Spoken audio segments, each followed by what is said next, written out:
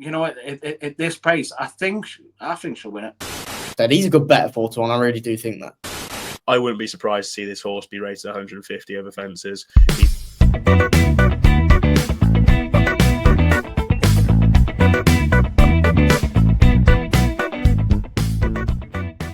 Hello and welcome back to the Only Fools of Horses YouTube channel. It's episode 4 of the Cheltenham Festival Ante-post series. And like with our previous 3 videos, we're going to be previewing the weekend's action as well. So plenty to get stuck in. Before we go on into sort of talking about the racing that's occurs, the racing that's going to occur, and the Cheltenham Festival, we should first talk about Michael O'Sullivan. Obviously, he suffered a really bad fall at Turles last week, and he's been in intensive care ever since. He was immediately attended to by officials on the course and air ambulanced away to where he now lies in intensive care. It goes without saying, but the support towards him and his family on racing Twitter and social media has been outstanding, and we echo absolutely every single thought. All of our thoughts going forward into our day-to-day lives with racing with Michael and his family.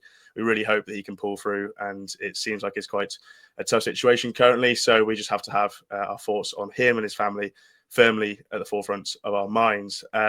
We'll roll on, gentlemen. The 2 lads are here, Harry and Lee. Lee, look, it's been a tough week with the Michael O'Sullivan case, but we're still rolling on with the racing. The day-to-day action continues, and we've got some nice racing this weekend. And as we said, at Cheltenham Festival, episode 4, we're going to be looking forward to. Yeah, it's been a very tough week, I think, for racing, and especially with Michael. And yeah, good words, Ash, because definitely our thoughts with him and his family, because they really will be going through the mill with it. So yeah, look, just echo them thoughts and very much keeping him in our prayers. But yeah, look, it's the harsh reality, I suppose, of the racing side. We've got some action there at the weekend, some good races. Look, we've got 4 weeks. We record on the Tuesday night and it goes out on the Wednesday, but 4 weeks exactly till the Supreme. And look, I was just looking back as well at Marine National there coming up the hill for Michael, and what a great win for him. But yeah, look, we've got plenty to look forward to, but we're definitely keeping Michael in my thoughts.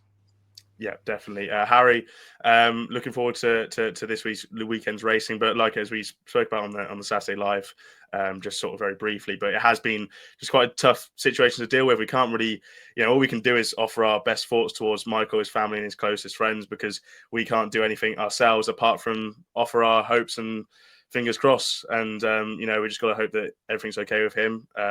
Just sort of echo those points. Yeah, no, absolutely everything you've said, lads. And as we mentioned on the Saturday show, these jockeys go through ridiculous amounts, and it's such a dangerous game for what, in terms of what's happened in the last few weeks. You think, well, why do these jockeys do it? Well, it's because of the love of the game. They absolutely love it. They live, they breathe it, as racing fans too. And I think the last few days, especially on Twitter, and the outpouring of support, there is that appreciation for what these jockeys are putting themselves through each and every single day, whether it's a handicap chase at Turles as Michael fell in, or the Cheltenham Festival that's coming up around the corner. It doesn't make a difference. The challenges are still the same, and the risk is always there looming. So obviously all of our thoughts go to Michael and everyone, and yeah, it's fingers firmly crossed. Yeah, definitely. Well, we wish our best thoughts there to Michael. Really hope we hear some positive news soon. Gentlemen, episode 4, as I said, and like usual, we're going to be sort of looking forward to the weekend's action. A bit different to this week's episode. We usually have sort of guests live on with us. We've had Rishi Prasad, we've had Tanya Stevenson, we've had John Deneen. This week we have got Paul Ferguson, and we're going to be announcing the winner of the competition that we had running on last week's video and on our Twitter for his Cheltenham Guide, an unmissable book if you're a big Cheltenham fan. We've got sort of a video sent in from Paul talking about a couple of horses that he fancied the Cheltenham Festival, as well as a bit of the work behind the Cheltenham Festival guide. So that's going to be plugged in later in this video. So we're going to sort of flip reverse it this week. We're going to talk about the weekend's action with the Ascot Chase, the Grade 1, the Reynoldstown and the Grand National Trial, as well as our thoughts in episode 4 for our Cheltenham Festival Ante-post tips in the second half of the video. So, gentlemen, we'll just kick on, shall we, to the weekend preview, and we'll start over at Ascot with the Grade 2 Reynoldstown Novices Chase. A bit of a blanket finish in this race last year. I think it was won by Ben Pauling horse. The name escapes me. I definitely know Kilbeg King was in second, so I backed the horse. But we'll go to the Reynolds. What was it, Lee? Henry's friend, is it? Henry's friend, yes, of course. You horse Henry's as friend. well. Yeah, I love the horse. And it beat Kilbeg King, my other love. I can't believe it on the day. Betting roll across screen now. Jinko Blue 2-1, Highland 4s, same price as Lowry's Bar. Butch is 15-2. The Changing Man is 8-1. White Rhino is 11-1. Peaky Boy is 12s. Definitely Science is 16s. And there's bigger prices about Indoor, Boomborn, and Leave of Absence. Lee, I'll come to you first of all for the Reynoldstown. Is there any horse you fancy currently? Look, it'll just be interesting, Ash. Which way the Henderson yard goes and who Nick will ride. Look, you just have the choice of Highland there. I do think they'll take Jinko Blue here and save Highland. Try and maybe save a mark. I don't know. But Jinko Blue's already got the beating of Lowry's Bar from last time out. I did see Johnson White there mentioned about Lowry's Bar that if hadn't made a mistake at Windsor would have got a lot closer, and he thinks that the deficit was caused just by that one mistake. We're staying on at the line. Look, I think it's probably between them two. Butch has been mopping up a couple of egg and spoons along the way, I would have said. And yeah, Peaky Boy, interesting yard switcher and in a colour change as well there. Want to know maybe he's bought, probably worth looking at the top of the market and seeing who Nico and Henderson choose. I don't think they'll definitely not take both, I would have said. I think it could be an interesting angle to suggest they might take both, and it'd be Highland's first run for 51 days. He might just need the run, and I was unsure. Yeah, I did look at the layoff and think, maybe they do need it, but if Jinko Blue goes and wins and Highland's a little bit back, then it might save it, being exposed, let's say. But it'd be hard because they'd want Nico to ride both, surely. Yeah, you'd say so. I just think that I definitely know I spoke to Nick Henson after he won at Cheltenham in November and talking about where they're going to send Highland. And he said, well, that we've blown our National Hunt Chase mark out the water with that win. And they went up to a mark of 147 and they ran behind the jukebox man and were left unchanged for it.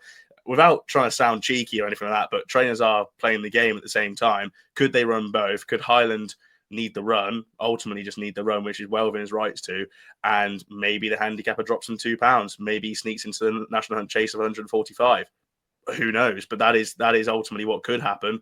They might chance their arm. If not, they'll go to the Ultima of 146 kind of thing. So there's probably no downsides to them running this weekend, even if he does need the run and Nico chooses Jinko Blue. But that's just tinfoil hat theories anyway.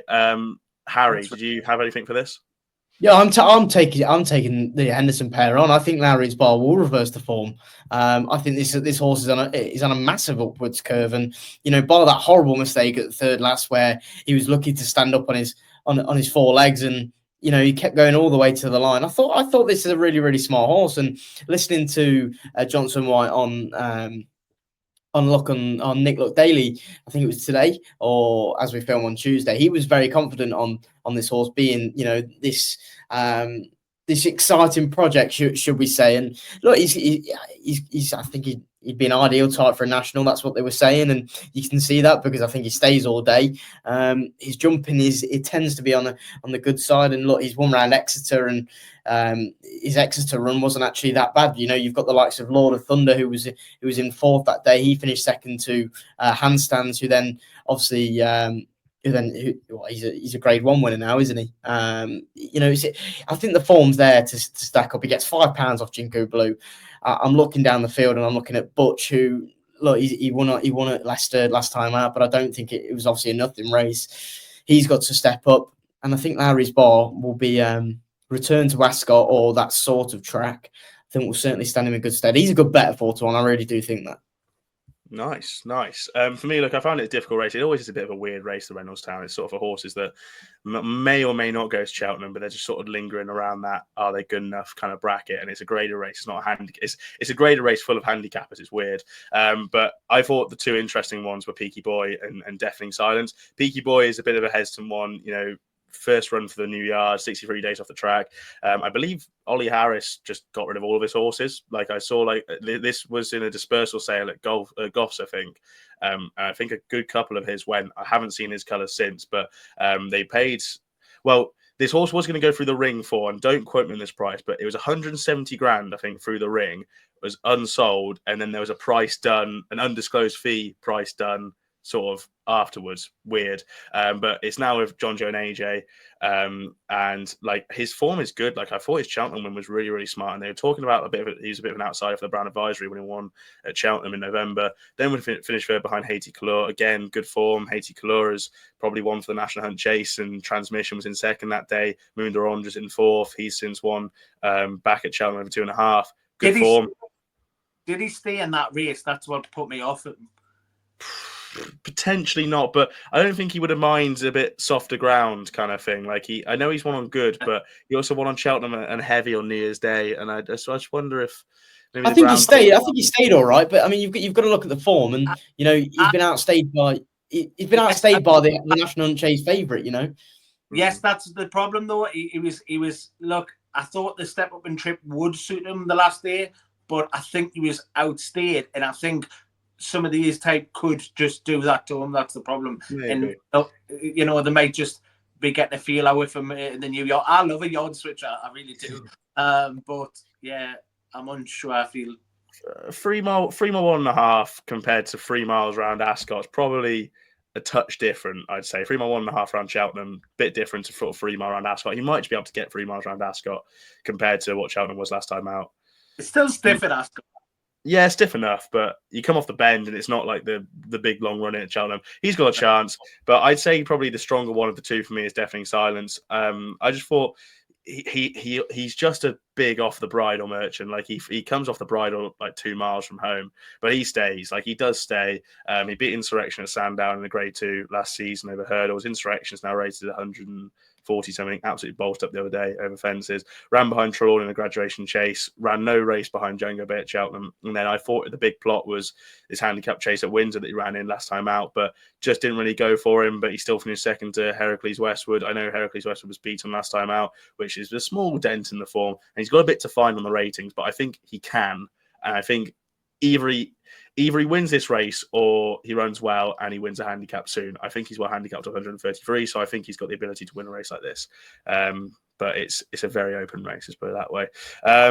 Ascot Chase, and then gentlemen, there's a big market move already that's happened in the Ascot Chase with Corbett's Cross. I think it's about 6-1 when the market's opened. I know it's sort of small money and early money, but he's now 9-4. But Long Press and Pic D'Orhy are 7-4 the pair. They're ahead of him in the market. The Patrons 10s, Blue Lords 18s, Hitman might reappear 20s, and Phlegmatic is 80-1. Harrow, come back over to you. Ascot Chase. Do you fancy anything? Oh, especially with the money that's come flying in for Corbett's Cross today, and the Nichols form, Long Press having future targets maybe at Cheltenham and the Grand National. It's just a race that's got too many questions more than answers, and especially when you've got 7-4 the pair, and Corbett's Cross was 4s and into 9-4 this morning. It's just one that I'd personally leave as a watching brief. But look, Pic D'Orhy has got the course form. He's the home side, and the Long Press is obviously got beaten by Pic D'Orhy. I am right in saying he got beat by Pic D'Orhy last year, didn't I? In this race, so he's got it to do. But then I do think Long Press is a better horse this year around than he was last year. But look, it's too many questions. Tough race, Lee. Is it tough for you to work out? I don't know if Corbett's Cross will come, but even so, Pic D'Orhy is a specialist round here, I think, and he is probably not going to be too much of a different price. If you do fancy Pic D'Orhy, I'd probably take the chance and just hope that Corbett's Cross didn't come. He had the beating of La Home Press. I do take in Harry's point that La Home Press is better this season than he was last season going into this. But Pic D'Orhy it's his Gold Cup if you get it. So I know that's thrown about, but it really is his bag round here. I'd take Pic D'Orhy. A vote for Pic D'Orhy? I thought you two were the biggest Pic D'Orhy non fans in the world. I thought you didn't like the horse. Just because, I've not put up Pic D'Orhy there. I've gave him a nice mention and his credit's where it's due. That's as far as it goes. Ascot against these, I'm happy to see them. That's all I'm saying. I'm pretty sure there's a clip that I clipped up for our sort of season like teaser video back in sort of October time, where Harry goes, "If Pic D'Orhy beats these, it's an absolute sham." That he won't win a Grade 1. Something like that, and he won a Grade 1, so that's a big 2 fingers. I'm not going to get riled up by it. He's just not anywhere other than anyone else round a different place other than a flat track. He's a flat track bully. That's all he is. He's a flat track bully. Look, Hitman's not going to likely come here after last week. Phlegmatic is a handicapper. Blue Lord's disappointed so far.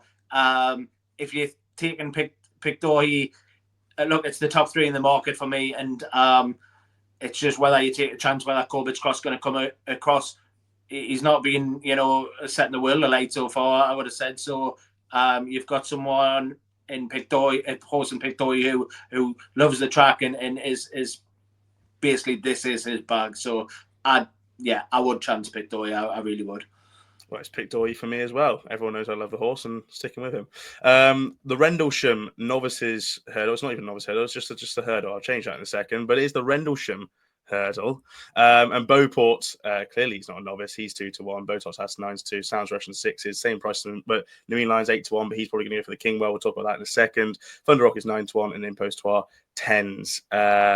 Lee, anything taking your fancy in the Rendlesham? Because obviously Beauport's this big handicap chaser who's running over hurdles to sort of protect his mark for, I believe it's the Grand National they're aiming for, but he ran a big race last time out. Is he going to sort of maintain some good form here?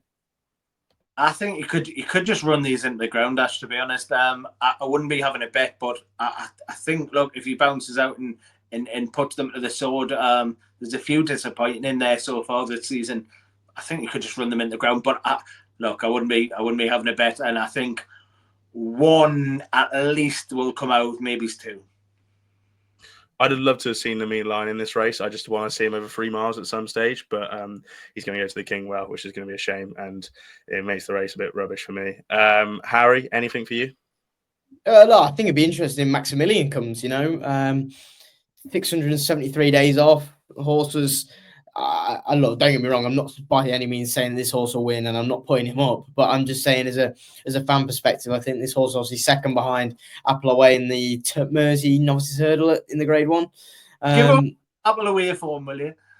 In my opinion, she is. That's we're done. Don't get me wrong. Still cheer on. But you finally broken up. Congratulations, well done. Look, it's a man's first love. It's hard to get over, mate. It's hard to get over, and that's how it was. But anyway, look, he was obviously very talented. I actually have no idea why he's been off for so long. Now there must have been some serious injury that's prevented him from being on the course. Yeah, he did pick up a couple of niggles, didn't he, along the way? So definitely, yeah. So it's just good to see these horses that showed so much during the novice days coming back. Now, and look, I just hope that he gets around safe, and fingers crossed, because he's a lovely horse, and he showed that back in his novice career. Bit more of a potentially betting race is the Grand National Trial. That's the 3:15 at Haydock, where 56 rounds the winner, 100 grand in total. You got the 1-2 from the Welsh National, Jubilee Express and Val Dancer. They're sort of topping the market at 5 and 6-1. The pair, Yeah Man could be coming over 7-1. Fortunate Man 8-1. Gitmaker the same price as Rob Guy. Interesting that Rob Guy's in here. He'd be holding up the weights and pushing quite a lot of horses out of the weights if he did run. Galli de la Toe is 10s, Famous Bridge is 12s, Jericho Rock is 14s, Apple Away, previously mentioned, 16s, same price as Fontaine Collonge and Iron Bridge, and Sin Nominee, and bigger the rest. Lee, do you have anything for the Grand National Trial? A bit more of an open race, but it is a proper slogger. Haydock, we're talking about 3 mile 4. It's good to soft, but it tends to be a swimming pool anyway, whatever the ground is. Is it Famous Bridge? No, Iron Bridge is John Joe's, isn't it? Famous Bridge is Yeah. Bridge, Nicky Richards, Iron Bridge is John Joe's. Yeah, Iron Bridge would be the one for me. I've always kind of thought this test would be the one to bag a big pot. So yeah, I would take Iron Bridge. I would just say, if you're having a bet in the Ida, shout out in Newcastle, next week, not this week, some of these are at the head of the market. So you maybe can get the jump on the Ida if you want to play it that way. But look, no strong opinion. I really do like seeing Nominee. I think she has a big like a staying race in her as well. She won the Hunters at the Cheltenham Festival last season. She's tipped up a couple of times there. She got withdrew from the is it still called the Sky Bet Chase? I'm unsure if it is. But yeah, I think she's got a big part in that as well as Iron Bridge. So look, Iron Bridge would be the one if I had to take one now. But yeah, you could maybe get the jump on the Ada anyway. I think Gitmaker is one of them that's in the Ida, and I know it's a race that Jamie Snowden mentioned, because he's mentioned that the horse had a setback in November and then said we might work back from the Ida, and he's had a run over hurdles and he's entered for this and the Ida. So whichever race Gitmaker goes to, I'd probably keep him on side. I think he is well handicapped. This won't be as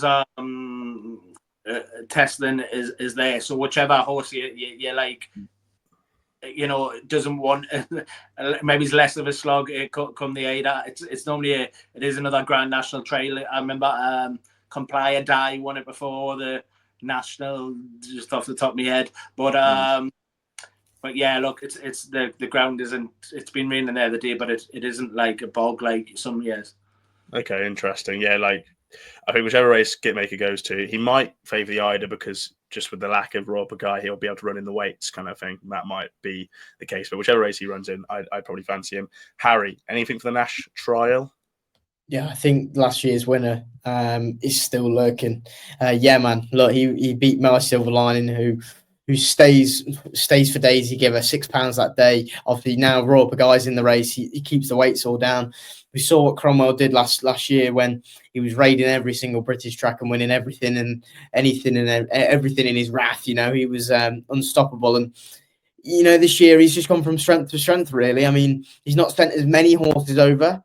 I'd say now, obviously, by the likes of like Stumptown in the cross country that we saw at January, or was it January or December, one of the two. But anyway, you kind of understand where the message I'm going here. But I just think, yeah, man, he's effectively up £11 from his win last year, but he's only actually up £2 from his fourth in the Thyestes at Goran on the end of Jan. So, albeit that was less than, it's probably not too short of a turnaround.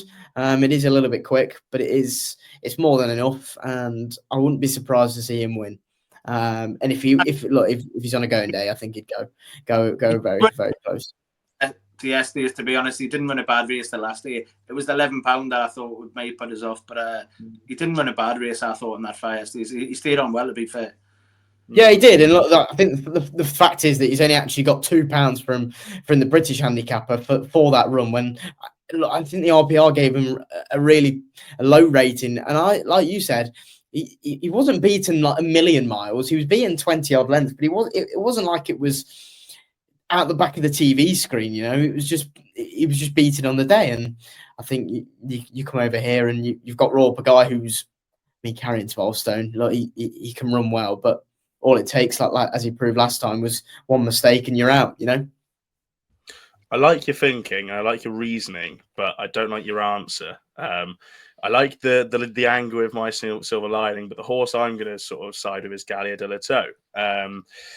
Second to My Silver Lining in the Warwick Classic Chase, with My Silver Lining one of 122, and then My Silver Lining went on to finish second to Yeah Man in this race of 127. But Gallia de la Toe was running of 142 that day at Warwick, giving almost 2 stone away to My Silver Lining. Ran a superb race, finished second, beaten less than a length.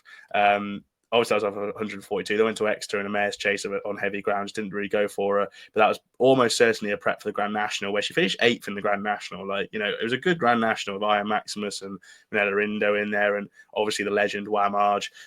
This season, good seasonal reappearance at Carlisle of 2.5, which had been too short for her. Second to Teresita in a listed race. Teresita has improved £15 since for winning a couple of nice handicaps. One of them beating Hitman at Ascot. A fine race in the Coral Gold Cup. A bit of a disappointing race in the Welsh National. I think she's now back down to a well-handicapped, workable mark of 140, and I hope this has been the long-term plan. Gallia de Lito, 10-1 for me in the Nash trial.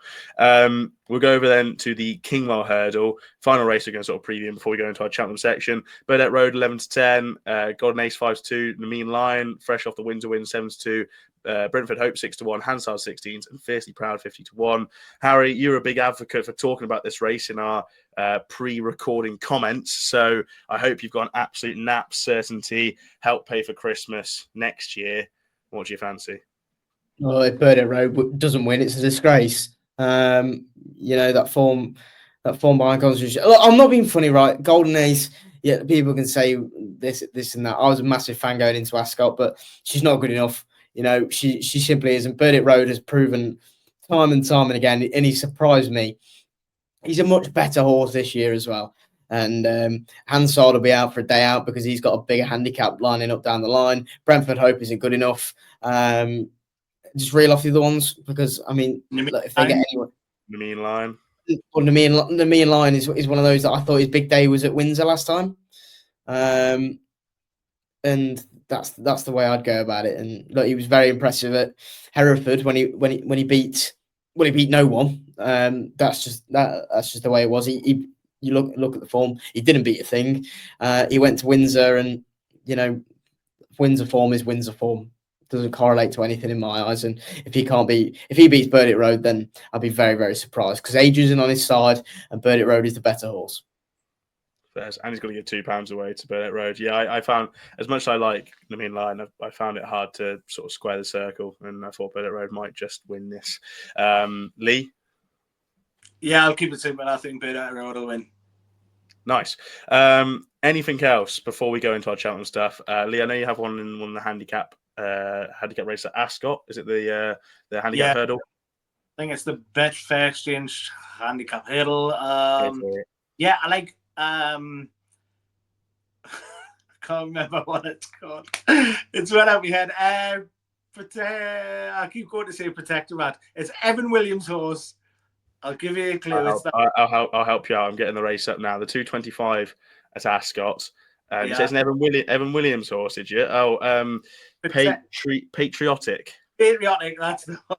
Sorry, all of this is off the top of me bonnet. So that's so impressive, trying to actually doing this whole thing. We always do it off the top of our heads, but it's harder than it thinks. It really is. And for those that are like, oh, they've messed up in the comments, maybe if there is someone saying, well, just understand that if we have no notes in front of us, we're doing this off the top of our heads, and it's for the love of the game that we've been watching in the past week. So please, just give us a little bit of rest. Yeah, every week all our waffles off the top of it.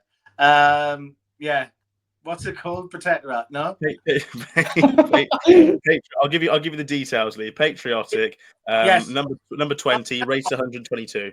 Yes, and I kept clocking the horse because I thought it's going to pick up one of these type of races. Evan Williams has had a few winners in the last fortnight as well, which pays the chance. But a couple of runs back, ran a Chepstow, which in a race that's worked out red hot, I thought. Josh the Boss won the race. Take No Chances was in there. The form's been frank left, right and centre. She's now a Grade 2 winner. Lowry's Ball was in there. Luna Discovery, who won at Windsor. The race is red hot. Stayed on well, a bit of an eye catcher, but was ultimately well beat. Last time out, bumped into one. The horse who's won come out and franked the form since. Yes. Not Protector. What's it called? I keep forgetting the name. Patriotic. Sorry, Patriotic. That's it. Patriotic. Scott, I think, has got a good chance. I'll get there eventually. We got there. 10-1. Patriotic in the 225. at Ascot. Harry, is there anything else for you, or should we rock on?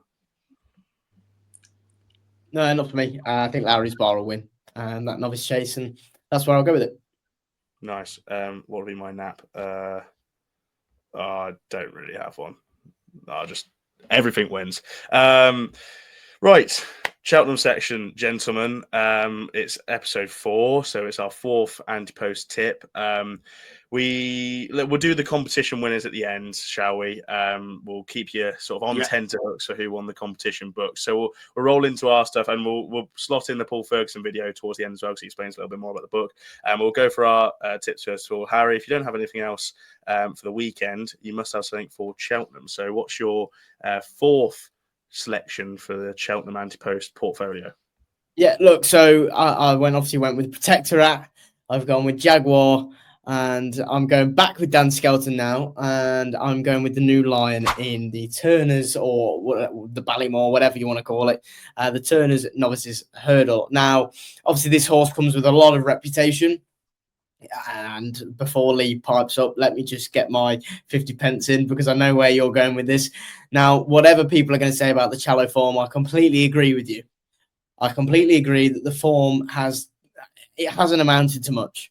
Now, my big argument would be with that is as we mentioned off camera, Ash, the New Lion hasn't done anything to detriment his chances in this race by Final Demand coming out at the DRF and Bolton up beating Wingman, who you've got to remember, Wingman was beaten at Cheltenham by Country Park. Now, albeit that was over a trip that was inadequate, but I think if you're going on form lines with this and that, and you're doing tit for tat, I don't think that is a valid enough argument. Now, I just think with what this horse showed at Newbury is that he can jump, he can travel, and he can quicken. And I thought that in a race like this, JP's last winner of the Challow. Now, gents, who can you name me JP's last winner of the Challow? Yes, Champ. So Champ went on to win, and obviously he then finished second behind what horse? Who did he finish behind? He finished second in a Ballymore who's the horse? Martin Brazel's horse. The Brazel I know, because I put it up. Come on! City Island. Come on. Yes, exactly. Now, if you're looking through the form of the Challow winners, and I'm not a massive records fan, Paul Nicholls has mobbed up that race. You know, many have gone on to go to the Albert Bartlett. Some have gone into the Ballymore, the Turners, whatever it's called, and they haven't actually ran that bad. And bar the likes of Hermes Ellen, who I was a little bit overhyped. I don't think the New Lion is an overhyped horse. I think he's getting a lot of slack, and I think he's very classy. And I think again. What's that? Who won it last year? It was Captain Teague, wasn't it? Captain Teague beat the Jukebox Man.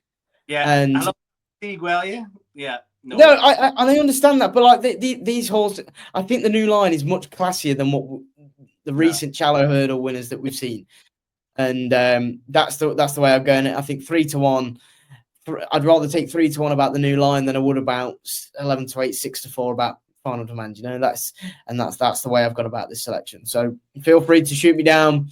That's why I've put the horse up, and I'm happy for him to go into the portfolio.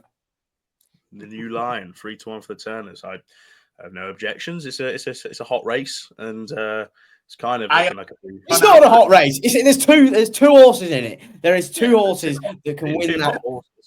I think there's probably 4 or 5, to be honest, that could potentially win it. I think look, Final Demand, the New Lion, Potter's Charm, Yellow Clear Eagle. Absolutely no hope. No. New Lion any day of the week, just so you know. But and you'd rather have Potter's Charm over the New Lion. I just hear that right. Oh no. I think the argument is closed. The jury will be out in March, and I'll be here to, you know, that post-match review, that review video. I cannot wait for. Because look, we had a little bit of time because we've got Paul's video, but why hasn't he been seen? Just to not look, his bubble might have been burst if I'd have seen him. There's Cowabunga as well. That's a nice horse. Yeah. With the Kopek de Boards form. No I swaying. I don't know what you want to say. What do you want this horse to go around? And what race is there? What race is there for the New Lion that he could have gone for in his prep? Bearing in mind, he's had 2 quickish races to go from Chepstow to Newbury, then to the Challow. He could have went. There was only 2 days between Potter's Charm in the Formby and the New Lion in the Challow, and then he could have went that same race in Trails Day. But then you look at how Bill Joyce ran in Cheltenham the other day when the last time he was seen, he finished behind. They just haven't burst his bubble yet. They might not burst the bubble, but they burst the bubble with Potter's Charm. And this is right. You've riled me up now. You have riled me up. Right, we've got him. Look, Potter's Charm has burst his bubble because they made the silly mistake of thinking, "Oh, this horse is flying." He wasn't flying. He was showing a lot over. I don't know how long the gallop is at the Twiston Davises. Yes, he's going to look brilliant, but Sam Twiston-Davies said he felt flat after 3 hurdles. They'd have done the same thing with the New Lion. Instead, they've been sensible. They've kept him fresh. We know what happens when Skelton keeps them fresh. The horses come right in March. And honestly, I really, really hope he wins. Well, best of luck. I'm muting my mic now because I'm not getting riled up because I've tried so hard not to get riled up by you 2 clowns, and now my night is absolutely on fire. I haven't said anything. I just raised a couple of eyebrows. I haven't said anything. Actually, I know what you're doing, Simmons. I know what you're doing. I think the New Lion's nice. Like my point, sort of before we started recording, is that the New Lion was like this big hype horse, this big horse that everyone really, really liked. And then Farm to Mind comes and wins the Double Racing Festival, and it's kind of like he's last month's flavour kind of thing. And I think he's not really done anything to, disregard his chances. Even beating that Califet en Vol at Newbury is looking at as decent form. So, yeah, look, it could be. I should get that JP scarf. I should get the JP scarf and just start waving it like that. That's what we need. It could be a really good race with him, Van der Maan, Cowabunga, the Yellow Clay, Potter's Charm, 6 Mile Bridge. Could be a nice race. Anyway, the New Line is Harry's tip, 3-1. Lee, I'll go over to you. What about yourself? What's your 4th Cheltenham fancy? Protectorate. I'm only joking. I was going to go with what Harry was saying. Mine is 6.5. For the mares, Novice. Look, there's not much come out of the woodwork for that race. I would have said Maureen done what she needed to do. A punches down, but I think 6.5. I think that that flat form that she has is cracking. She actually beat second time up. Again, sorry, my head's went. It's the winner of the DRF bumper on Saturday at the DRF Cool Gang or something, isn't it? Oh yeah, cool gang. Cool. Yeah. You're banging that. Beat that horse by 11 lengths second time up, right? The form it went in Newmarket, won a big handicap. Ran 3rd in Iris Cesarich behind the Euphrates. New Bergering was in there. Alphonse Legrand, who was won the consolation race at Newcastle for the Northumberland Plate and went and bagged the Cesarich on this side. Look, got that flat form. First time up, bolted up over hurdles. Was a little free to post, but settled in the race fair enough, warmed to the task, went away after the last. I thought that was impressive. To beat Qualamita as well, who ran a fair enough race at the Dublin Racing Festival, was 3rd staying on in the listed race, the mare's listed race there. And that form, I think, is fair enough, to be honest. Qualamita was a big talking horse as well. One that was I think cost a lot of money as well, but had the aspirations to come here herself. and she was fairly put in her place, and she backed it up there, saying in the listed race, yeah, look, the form of our form as well. Look, that new course in the trip, it'll be fine. There was 2 mile 2 the last day. She stays very well, but swinging into that, it's a long burster when you get to that last hurdle on the new course, and I think that'll suit her down to the ground. Yes, I'm quite keen. I am quite keen now, I have to say. So 6.5. And look, I'm slight after the time, but I did put this horse up on our show, on the Saturday show, before she ran. I'll clip it if I need to. And she was 25 to win there and to win this race. She's a lot shorter now, but I'll still go in, you know, at this price. I think she'll win it. Were you scared at all by Maureen or Caroline Bamboo or anything like that? Who? Caroline Bamboo. No. Right, I thought at Fairy House the last day. She wasn't bad. Yeah. Look, impressive enough. Caroline Bamboo, but one tipped up. I don't know what the form was worth. I really like the profile of the 6.5, and Maureen, take or leave. I would have said. I wasn't so taken as I am with 6.5. Look, I'm sweet. Fair enough. 6.5 then for Mayor's Novice Hurdle, 3-1 for Lee. Myself, I'm going to put up is it my first handicap fancy? I think it is my first handicap fancy because I've got Porter Charm, the Big Westerner, and Hartwood. Yeah, first handicap fancy for me. And it's going to be in the Coral Cup. I'm just putting up a horse that I know is definitely going to go, and we know what mark he's going to have, which is obviously a big bonus. So it is sort of giving away it's a British horse, but it's Be Aware at 10-1. I know he's kind of the market leader, but he's 10-1 now. I could see him being sort of 5 or 6-1 on the day, just through, going through the entry phase, declaration phase, finding out what the Irish horses get given and working bits and pieces out. I could see him being 10-1 on the day. I think he's just a really unexposed horse that's rising through the ranks nicely. On debut at Newbury in a main hurdle, beat Navajo Indy, giving £3 away.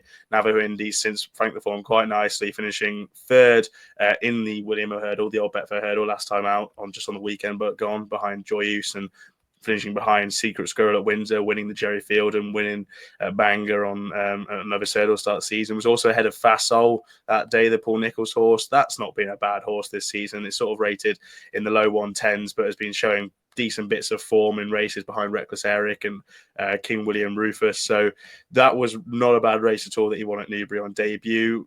Milled about a bit, finished second to Camsnas over hurdles at Kempton. That form is pretty decent. Camsnas rated in the 130s, I believe, has since been doing nicely in handicap hurdles. And then final start last season, finishing second to Helmwine in the Novices Championship handicap final at Sandown, ahead of Steel Alley, who was second in the Welsh champion hurdle behind his stablemate that day, Lump Sum, ahead of Secret Squirrel, Fiercely Proud, and Braden Feshka, caught in the act. All really nice horses. It's always a good race, that race. First time out, second in the Greatwood Hurdle behind Burdett Road. It's a great form line, the Greatwood Hurdle, every single year. And the front three ball well clear of Tin, Florida Dreams, Fiercely Proud. Again, Fiercely Proud went on to win that Ascot race from beating Cabral de Matan. Burdett Road has since gone on and finished behind Constitution Hill in the Christmas hurdle. And then he's going to be running in the Kingwell hurdle this weekend. I hope that form gets a nice boost. Dice Like Enos has been disappointing, but I think she's just a bit of a hothead and blown her head up basically in races. I think Be Aware is a nice horse. By all intents and purposes, listen to Dan Skelton, this is his best handicap chance of the week. I won't hear any chat about Unexpected Party or even Langer Dan for the Coral Cup kind of thing. He's not going to be running in the Coral Cup.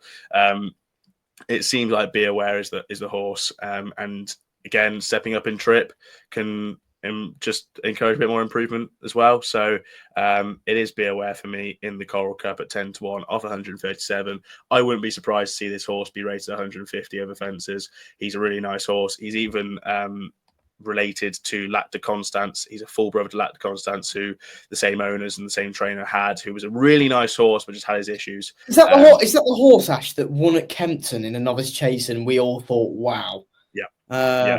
He then went and ran in the Corto Star, and that's where he made an absolute Horlicks of a fence. Yeah, He, I remember. he bolted up at Kempton, then he unseated his rider in the Quarter Star, and then his career just went down from there. But he was a really, really nice horse, and the Skeltons fought so much of him at home. So being a full brother to him, again, he's got the pedigree, he's got the unexposed profile, he's got the potential improver stepping up in trip, he's got an unexposed mark of 137. I think there's a lot to like about Be Aware in the Coral. And he looks like a horse that wants a fight. Like you just, he's in that battle, and that's what you kind of need. That horse in the Emma Mullins's, she also won the big handicap hurdle that Danny Mullins won on at the DRF. She's another one that just looks like they don't mind the argy-bargy. That's what you need, don't you? If things go tits up in a race like that, you need a horse that will just love a scrap and get you out of jail. And I can see that. But come on, the Skeltons, Ash, we're flying them in here. We're flying. We've had Protectorate, we've had Be Aware, and now it's the new line. The new line, yeah. Like he's a good horse. He's a 6-year-old. He's improving. I just worry if he's a bit too much of a hothead. He went to a Huntington Gallop last week and apparently pulled Kieran Geffing's arms out. So I just hope he's not too much of a hothead for the Cheltenham Festival. But if you want to look at the Gallop positively, he streets clear of the new line and all that and Grey Dawning. So he must be 170 horse in waiting. We'll go on to Paul Ferguson's tip.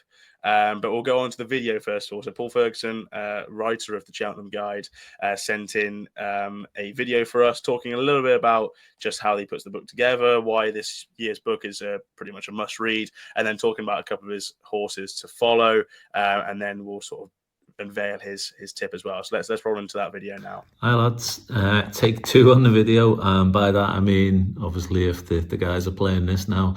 I did send a video through initially this morning, and once getting onto what I was most looking forward to about this year's festival, I think put the kiss of death on Sergino by saying I was most looking forward to the clash with Madgebury and the Arkle. Obviously, unfortunately, he's been ruled out today, so goes by the by. So I thought I'd record another video and send it over. Firstly, I'll start once again by apologising that I can't be with you tonight.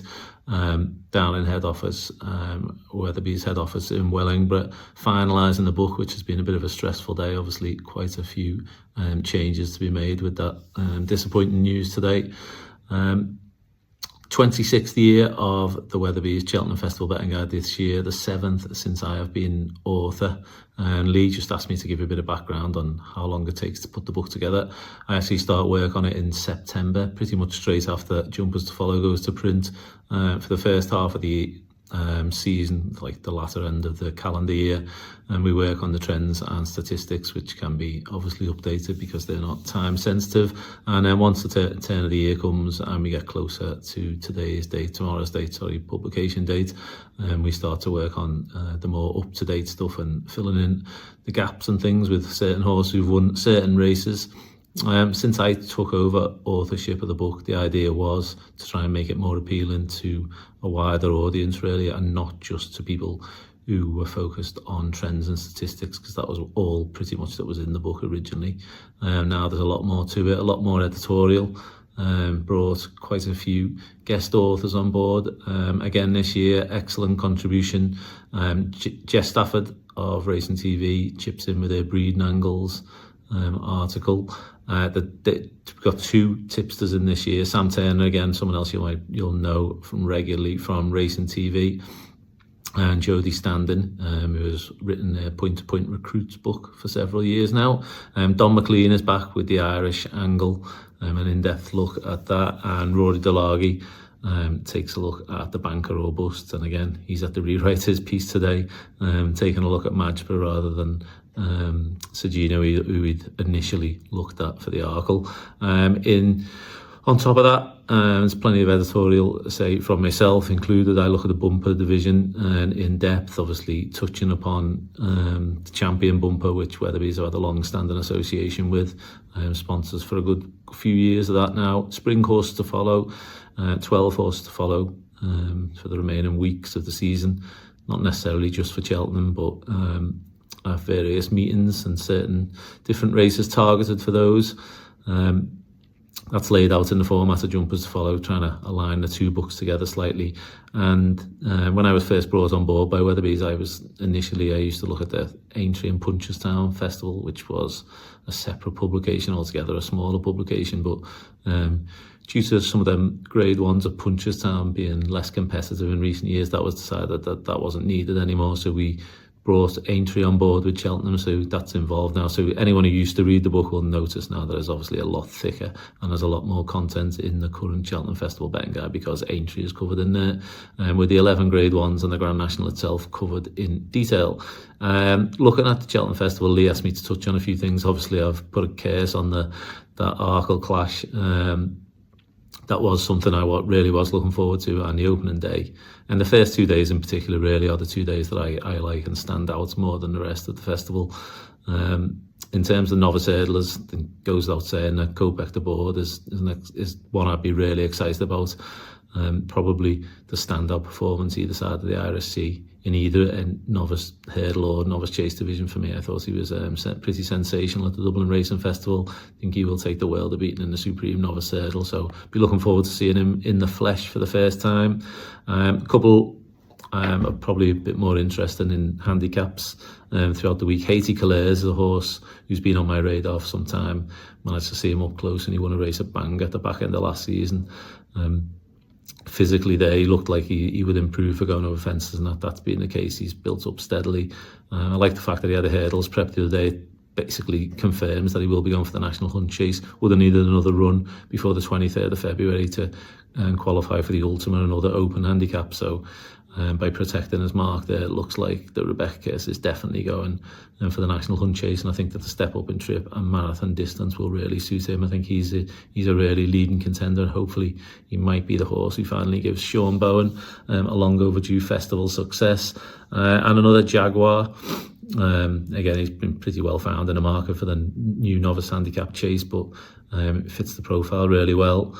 He won a time form novice handicap at Cheltenham on trials day, and that used to be a really good guide towards the old novice handicap before it was changed, before the Golden Miller became the grade one. So going back down that route, his earlier form stacks up really well. He was a little bit unconvincing with his jumping on chase debut at Weatherby. Since then, he certainly improved in that department. We sponsored the race at Bangor when he beat Lowry's Bar. That form's rock solid. Lowry's Bar's obviously won twice since and finished second in a grade 2 behind Jinko Blue, who actually beat Jaguar when he made a mistake at Utoxa. So with that course and distance form in the book, upwardly mobile training duo of Oliver Greenall and Josh Carrero, I think he'll be banging contention on day 3 in the Jack Richards Novices Handicap Chase.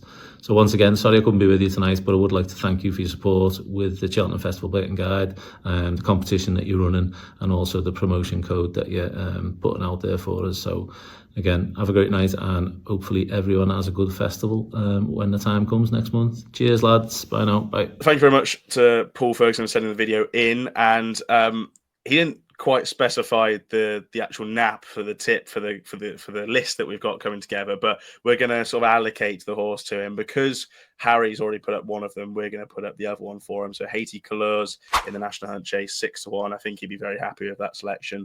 6-1 for the National Hunt Chase. Nice preparation over hurdles, and that's going in the list for Paul's fancy, going into the audience into the guest list. But speaking of the audience, we have their selection to put in the table as well. We're using last week's tweets that we put out. Well, last week they had Sergino went in, so brutal stuff again for the audience. They had the Jukebox Man and now Sergino, so really brutal stuff. The audience Cheltenham tip is going to be from Jack Sibley with Stumptown as the nap in the cross country. Put up Wingmen as the next best as well, but Stumptown's the nap is going in at 5-2, and he just got his mark released today, 157 for the cross country. So that's all it is. Yeah, 157. Shit, that's hefty. Tough enough now. We'll go on to Lee, competition winners. We had the book in last week's YouTube video, and we had the Twitter profile. Shall I just reveal it now? Because I've got the names here, and you probably might not remember the names. We're done one on here, and we've got 2 to give away on the Twitter, but there is also a link. So if you want Paul's book, it's the Weatherbys Cheltenham Guide. There is a code, so go to our page on Twitter, Only Fools of Horses. You can get £4 off as well. So if you're not lucky enough to win the competition, go and take that. Look, we don't make anything from it. We just want if you're going to use that anyway, you might as well get the £4 off and go there. So yes, we've got the competition, and we've also got the preview night, Ash, as well in a couple of weeks' time. But should I reveal now? Yeah, we'll just pop the competition winners up on the screen. So from YouTube is Jimmy Blue Nose 25. From Twitter is S Rogers 7, and on Twitter again it was Cameron McBride. So all those people will either get in contact with you or get in contact with us. You've won a Paul Ferguson guide, and the link, I probably would have put it on screen already in the edit, but the link to the discount code to get £4 off is OFCFBG25. So it's OFCFBG25. Lee, preview night, go ahead. Yes, on the 4th of March. So it's a couple of weeks' time. It's exactly a week before Cheltenham on the Tuesday night, so 4th of March. We have got some great guests. I'll reveal one now. Look, we might as well reveal one of the spots because he did retweet it for where he is confirmed, and that is Pete from At Risk for Awards. Pete, everyone knows him. He's a top judge. He really does study the festival and then Ante-post bets as well, and he gets plenty of winners. So we're really fortunate to have Pete back on with us. He done a couple of years ago when we had the infamous Johnny Deneen, Plenty of Money Down was live on. But look, thanks to Pete. So there's one guest I've revealed now, and maybe we'll reveal one each week until it. But yeah, it's going to be a great night, and we'll give away some free bets, and we'll have some laughs. We'll get stuck into each other. But yeah, it's going to be 7:30, 4th of March on the Tuesday. Let's go. Put it in the diary. Yes, Cheltenham preview. Looking forward to it. And we'll have 2 more of these Ante-post episodes before then, one next week and one the week after. And then it's the preview. So it is properly ramping up now to the Cheltenham Festival. Gavin Lynch. Yes. How did we nearly forget that? Gavin Lynch is on next week. So a big one for the video. Gavin Lynch is a legend of the racing YouTube and tipping and just talking about racing community. So he's going to be on next week, which is going to be an absolute blast. Anyway, that's all we got time for. Thank you very much for watching the preview for the weekend and our Cheltenham Festival Ante-post tips episode 4. If you did enjoy, please do like and subscribe. Any plays on our fancies or your own fancies, please do it responsibly. And we'll see you next week for Gavin Lynch on the show. Should be an absolute belter, as you were.